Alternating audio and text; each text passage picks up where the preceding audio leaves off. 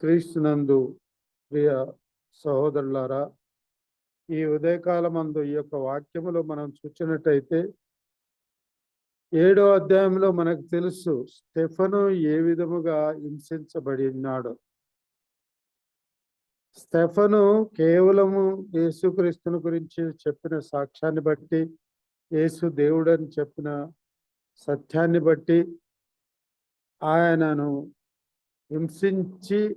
హింసించడమే కాకుండా రాళ్లతో కొట్టి చంపడం చాలా ఘోరమైన మరణం. ఒకసారి మనం ఆలోచన చేసుకుంటే, మనం ఎంతకాలం నుంచో మనం ప్రార్థన చేసినాం, మనకు అనుకూలమైన ప్రభుత్వం రావాలి, మనకు అనుకూలమైన ప్రభుత్వం రావాలి అని మనం అనుకుంటున్నాం. కానీ దేవుని చిత్తము మన ఇష్టానుసారం కాదు, అది రావాల్సిన వాడే వచ్చిండు. ఇటువంటి పరిస్థితుల్లో ఏ విధంగా మనం ఆలోచన చేస్తాం? ఇక్కడైతే మనం ఈరోజు టైటిల్గా చూస్తే, హింసలలో దేవుని రాజ్యము విస్తరించుచుండెను. హింసలు జరుగుతున్నాయి కానీ దేవుని రాజ్య విస్తీరణ జరిగింది. అక్కడ దేవుని రాజ్య విస్తీరణ జరిగింది. అక్కడంతా స్టెఫను కొట్టిన తర్వాత యెరూషలేము నుండి సంఘమంతా, సేవకులే కాదు సంఘస్థులంతా, మనకు తెలుసు అపోస్తలుల సమయంలో ఆది సంఘము వారు అంతా ఉన్న ఆస్తులు అమ్ముకొని అనుదినము మరి ప్రార్థన యందు మరి అనుదినము ప్రార్థన చేస్తూ దేవుని వాక్యాన్ని ప్రకటిస్తూ ఒక ఇంటి నుండి ఇంకొక ఇంటికి, ఒక ఊరు నుండి ఇంకొక ఊరికి, ఈ విధంగా వాళ్ళ దినాలు గడిచినాయి. అక్కడ జరిగిన శ్రమ ద్వారా జరిగిన దాని రియాక్షన్ ఏంటంటే, దాని పరిణామం ఏం జరిగింది? అక్కడ హింస జరిగింది. హింస జరగడం ద్వారా మనం గమనించడం ఏంటంటే, వాళ్ళు చెదిరిపోయి అక్కడ కూడా ప్రకటించింది, దేవుని వాక్యాన్ని ప్రకటించింది. చెదిరిపోవడం అనేది కూడా దేవుని చిత్తమే. మనం ఉన్న స్థానం కంఫర్టబుల్ జోన్లో ఉండడమే కాకుండా అక్కడైనా శ్రమలే, ఇంకొక చోటకి వెళ్ళినా శ్రమలే. కానీ మనము అక్కడ వాళ్ళ దగ్గర నేర్చుకుంటున్నది ఏంటిది అని అంటే,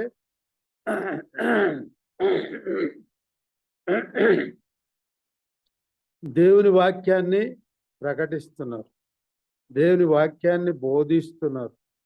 అక్కడ అద్భుతాలు చేసిండు, అద్భుత క్రియలు జరిగినాయి. అందుకని ఒకవేళ మన ప్రస్తుత పరిస్థితులలో మనం దేవుని చిత్తాన్ని మనం గమనించాల. కొన్నిసార్లు కొంతమంది భక్తులు చెప్తా ఉంటారు, నేను అక్కడ మీటింగులు పెట్టినా, వర్షం రావద్దని ప్రార్థన చేసినా ఆ రోజు వర్షం రాలేదు, మా మీటింగ్ జరిగింది అని అంటారు. కొన్నిసార్లు ఈ మనం నమ్ముకున్న దేవుడు ఒక బొమ్మ కాదు, మన అరచేతిలో పెట్టి మన ఇష్టానుసారంగా పెట్టి మన ఇష్టానుసారంగా చేయడానికి. కొన్నిసార్లు ఆయన చిత్తం. కొంతమంది మనం మీటింగులు పెట్టుకొని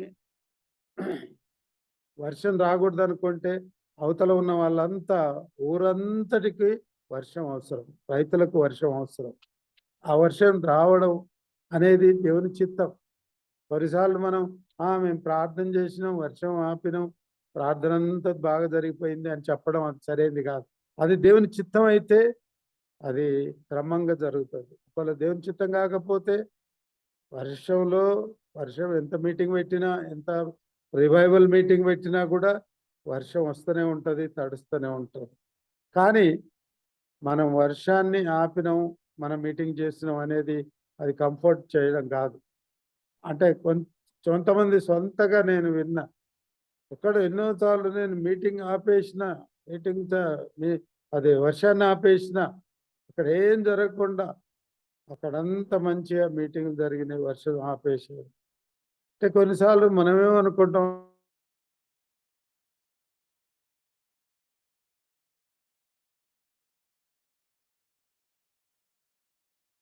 దేవుని చేయాలి అని అనుకుంటాం. మరి ఏంటో ఏమో, ఒకవేళ క్రైస్తవ సంఘాలు ఎక్కడైతే హింసలు జరిగినాయో అక్కడనే దేవుని రాజ్య వ్యాప్తి ఇంకా జరిగింది. మనకు తెలుసు చైనా దేశంలో మేము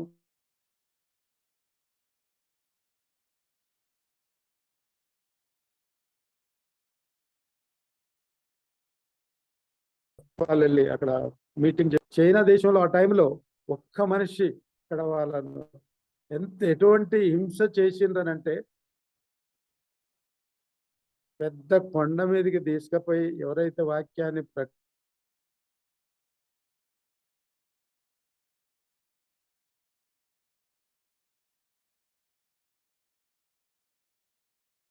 చేతులు కలిగి కట్టేస్తారు అనమాట. అవతలికి కావాలి, చచ్చింది తెలియదు, బ్రతికింది తెలియదు. అటువంటి హింస. కొంతమందిని కొడుతున్నారు, కొంతమందిని హింసిస్తున్నారు, కొంతమందిని చంపలేక కూడా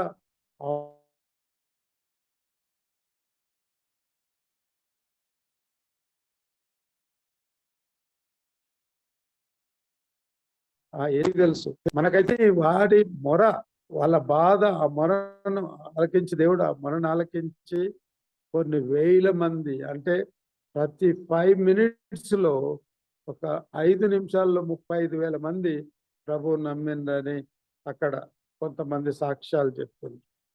అట్లా అనేకులు చైనాలో కొన్ని వేల మంది ప్రభువు నమ్మిండ్రు. హింసలలో కంఫర్ట్ లేదు తెలుసు.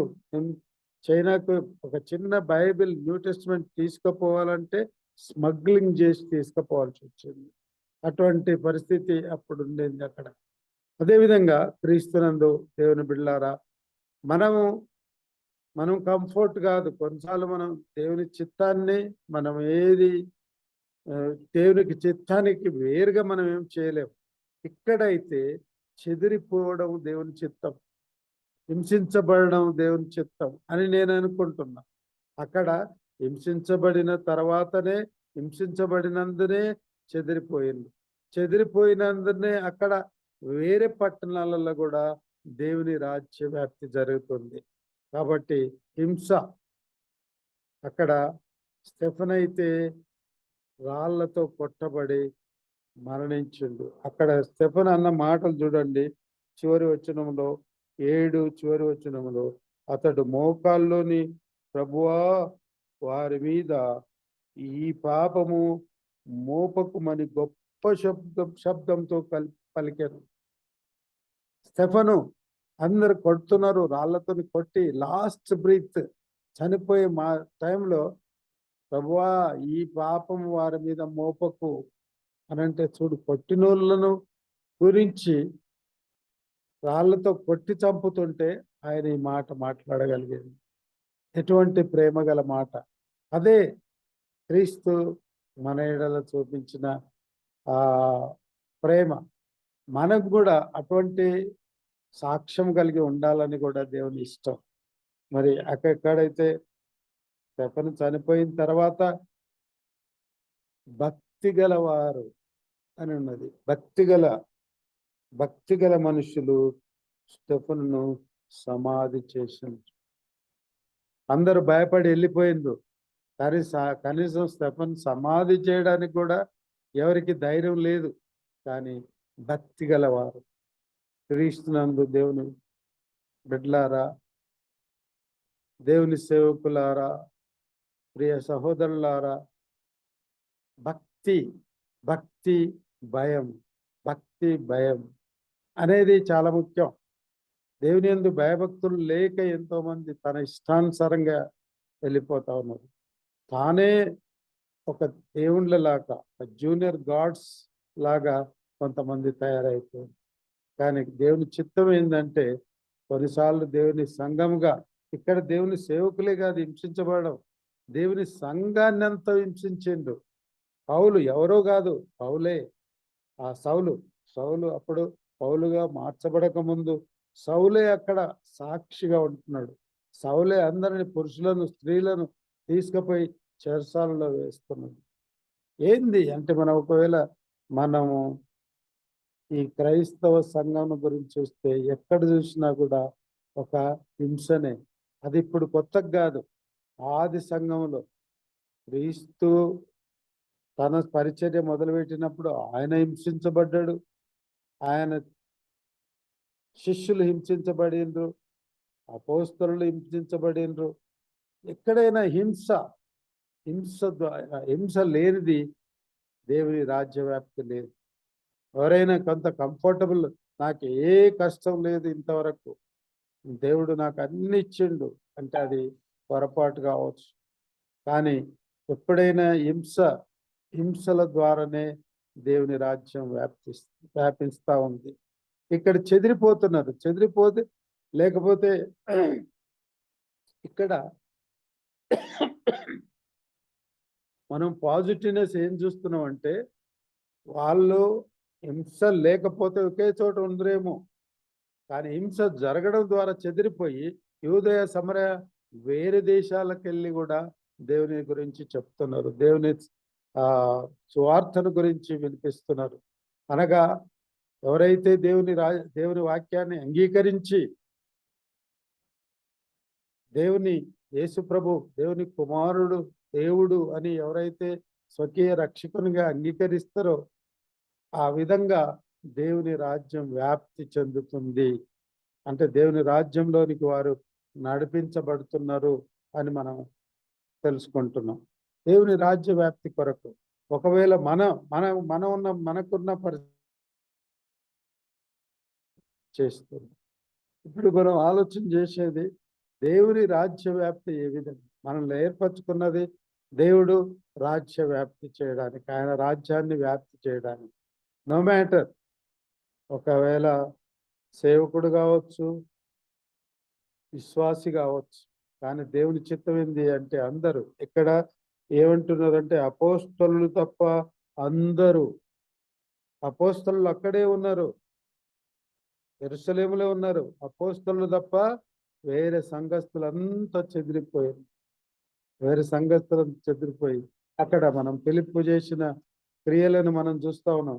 ఫిలిప్పు సమరయ పట్టణానికి వెళ్ళి క్రీస్తును వారికి ప్రకటించినప్పుడు వాళ్ళు ఏక మనసుతో లక్ష్యముంచగా ఎప్పుడైతే ఆయన చెప్పిన మాటలను వారు శ్రద్ధగా విన్న తర్వాత వారిలో ఉంటున్న అపవిత్రాత్మలన్నీ వెళ్ళిపోయింది. వారికి ఉన్న జబ్బులు, పక్షవాయువు గల వారు మంచిగా అయిపోయింది, కుంటివారు నడవగలిగింది. ఇక్కడ అద్భుతాలు జరుగుతూ ఉన్నాయి. అంటే క్రీస్తు వెలుగు ఎక్కడికి వెళ్తుందో, క్రీస్తును కలిగిన వారు ఏ ప్రాంతానికి వెళ్తున్నారో అక్కడ అద్భుతాలు జరుగుతాయి. అక్కడ ఇంకొకటి చివరికి మనం చూసేది ఏంటంటే ఆ పట్టణంలో మిగుల సంతోషం కలిగను.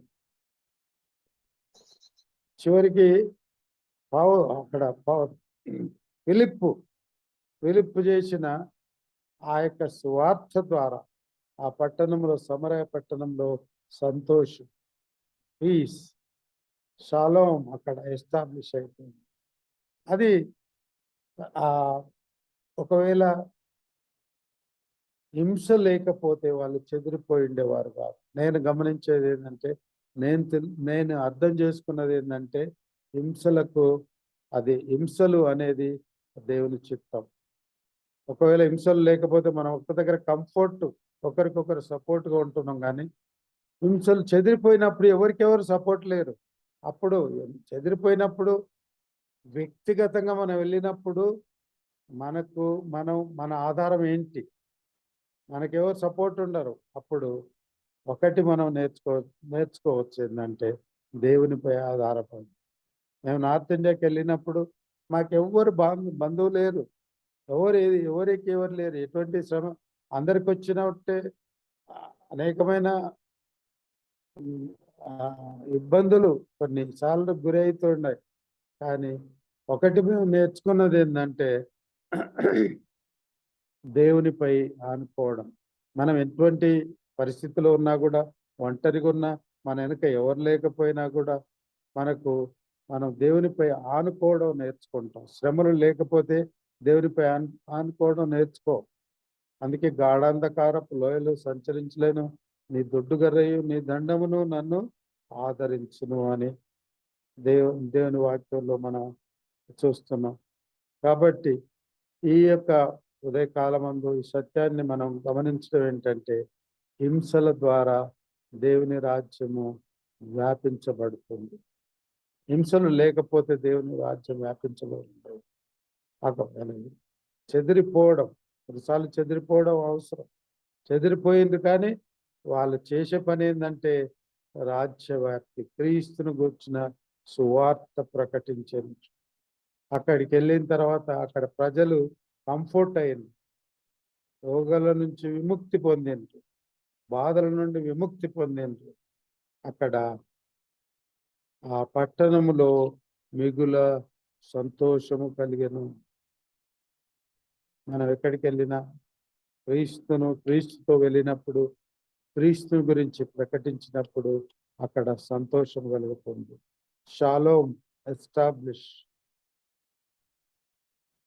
ఉదయకాలం ముందు ఈ సత్యముతో మనందరినీ దేవుడు తన మాటల ద్వారా హెచ్చరించి మన హృదయం భద్రపరిచి, పరిశుద్ధాత్మ దేవుడు మనందరికీ ధైర్యం కలిగించి ఎటువంటి హింసలైనా ఎదుర్కొని దేవుని వాక్యాన్ని ప్రకటించి దేవుని రాజ్య విస్తీర్ణకు కారకులుగా మనందరినీ ఉంచలాగున పరిశుద్ధాత్ముడు సహాయం చేయును గాక.